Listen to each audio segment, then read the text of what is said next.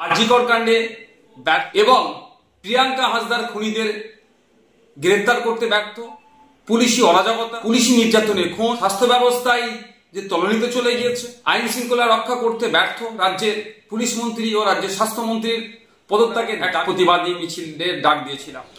আজ Indian secular ফ্রন্টের ডাকে শিয়ালদা থেকে আরজিকর অভিমুখে শ্যামবাজার পর্যন্ত একটা প্রতিবাদী মিছিল ছিল। আরজিকর কাণ্ডে ব্যর্থ এবং প্রিয়াঙ্কা হাসদার খুনিদের গ্রেফতার করতে ব্যর্থ, পুলিশি অরাজকতা, পুলিশি নির্যাতনের খুন, স্বাস্থ্য ব্যবস্থায় যে তলানিতে চলে গিয়েছে, আইন শৃঙ্খলা রক্ষা করতে ব্যর্থ রাজ্যের পুলিশ মন্ত্রী ও রাজ্যের স্বাস্থ্যমন্ত্রীর পদত্যাগের দাবি নিয়ে আমরা এক প্রতিবাদী মিছিলের ডাক দিয়েছিলাম।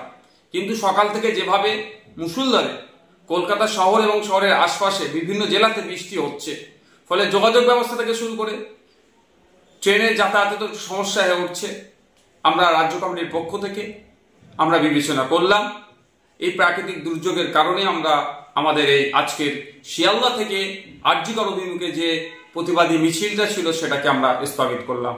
অতি শীঘ্রই পরবর্তী তারিখ আপনাদের জানিয়ে দেওয়া হবে।